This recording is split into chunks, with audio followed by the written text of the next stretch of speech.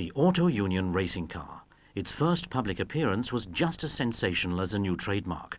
4 interlocking rings, symbolic of the Olympics, a programmatic expression of sporting ambitions. The Auto Union was created in 1932 from the 4 marks native of German Saxony: Audi, DKW, Horsch and Wanderer. The headquarters of the new company were located in Chemnitz, but most of the cars with the 4 rings on the radiator grille were built in Zwickau. The racing department was established in the Horsch works, and its employees were ideally prepared for this new task, thanks to their experience in handling 8-cylinder engines and the high-quality standards required for this work.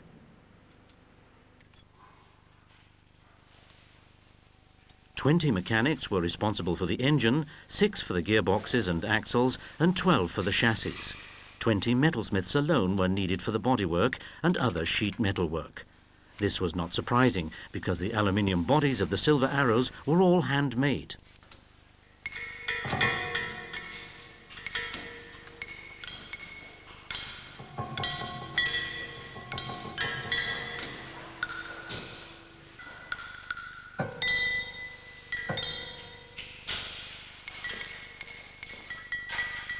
All parts, including cylinder liners, the engine block and the main engine bearings, were machined in the Horsch series production plant.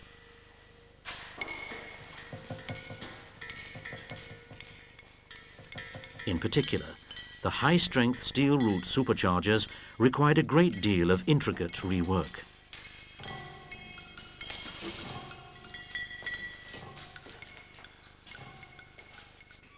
The racing car was designed by Ferdinand Porsche.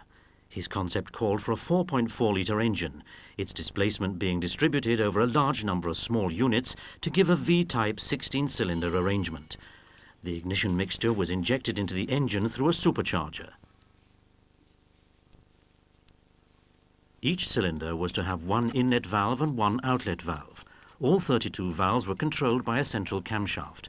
In the first engine, a single-piece crankshaft was still used. However, the vibration and elasticity problems could not be solved with the required length and loading. A decision was therefore taken to gear the individual crankshaft segments and screw them together. Porsche had realized that the key problem with the new formula, 750 kilograms maximum permissible weight without tires, fuel and water, was not so much the increase in performance, but more the translation of these powerful forces into acceleration and speed while attaining good road holding. This prompted him to shift the center of gravity to the rear in his design and position the engine and gearbox behind the driver.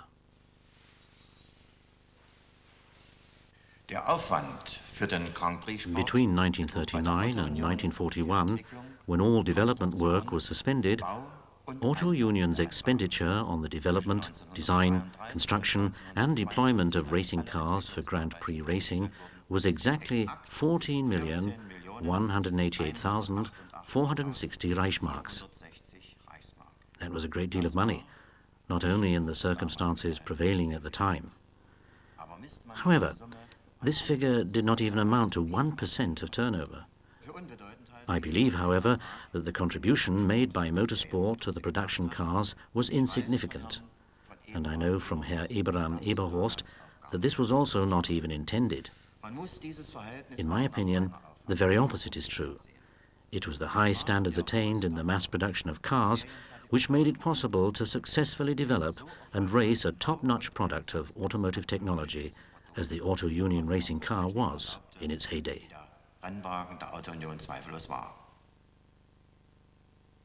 The elasticity of the engine during a test conducted by test engineer Eberhorst on the test rig was astonishing from the very beginning.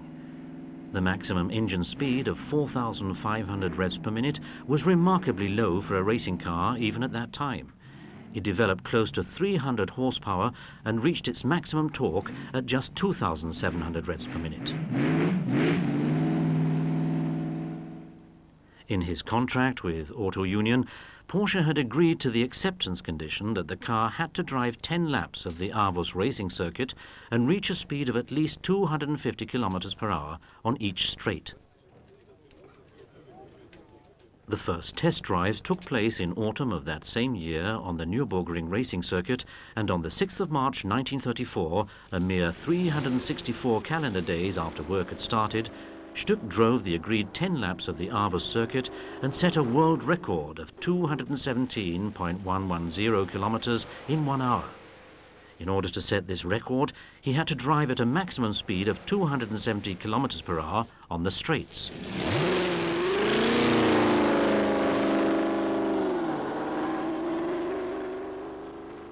In addition to Hans Stuck, the first Auto Union racing team included August Momberger, Prinz Leiningen, and as reserve driver Wilhelm Sebastian.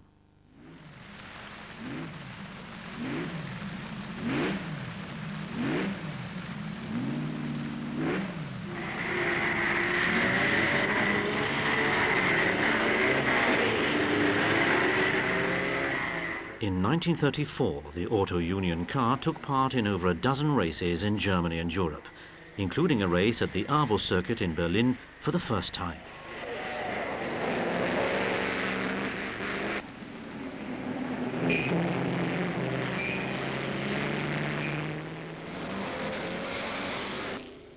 Hans Stuck, who held the lead for a long time, eventually had to retire. A few days later, the water pump broke down in Montlery.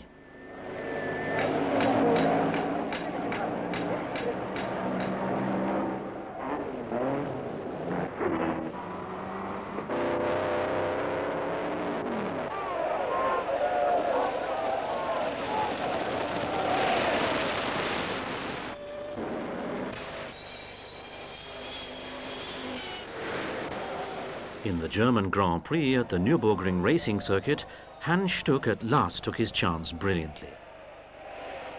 With start number 1, his car was the first to cross the finishing line after 500 kilometers over the twisty and hilly circuit. A loud cheer went up when Stuck took the checkered flag as the race winner. The leading drivers, racing manager Walb and designer Porsche, had every reason to be proud of the first year of racing. Stuck won 3 Grand Prix and became German road racing champion and German hill climbing champion.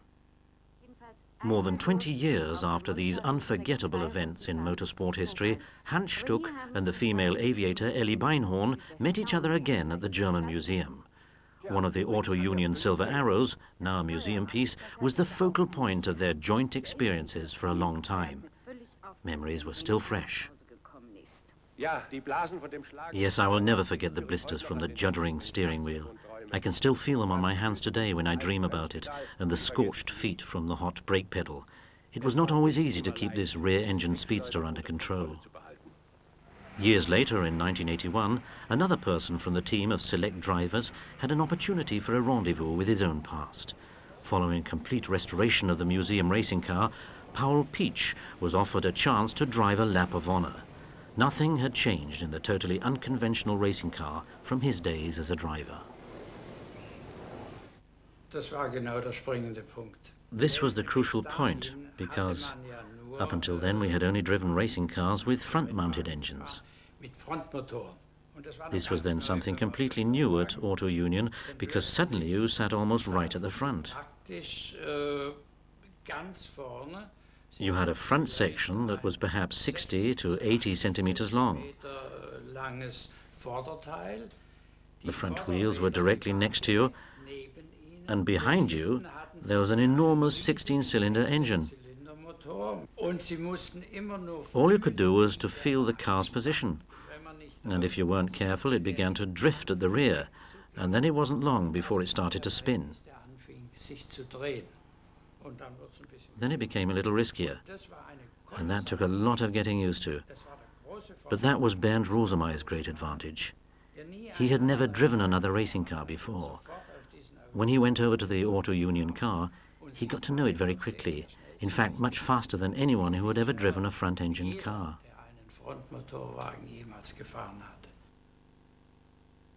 In 1934, Bernd Rosemeyer had secured a place in the works team together with Paul Pietsch after test drives. He only drove the Auto Union racing car for another 3 years.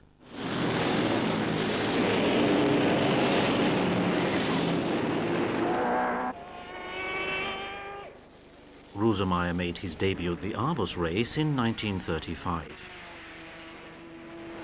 He chalked up his first victory at the end of the same season in Brunn.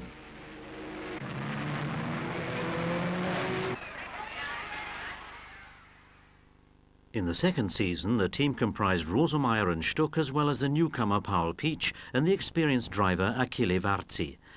The cars were also improved constantly. For example, the A model, which still had a rigid rear axle and transversal leaf springs, became the B model, fitted with a new rear axle and torsion bar springs designed especially by Porsche. The C model, brought out in 1936, developed 520 horsepower from a 6-litre engine.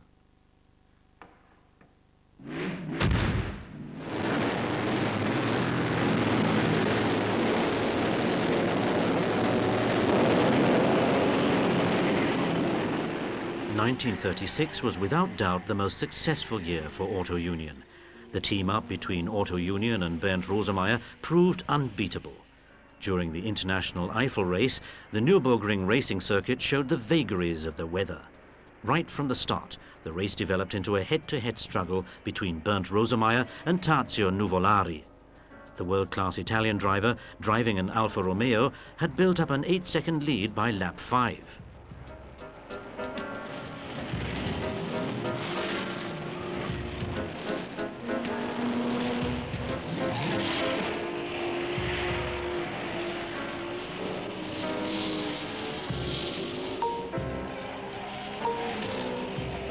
However, Rosemeyer closed the gap steadily and was just a few meters behind Nuvolari at the pit.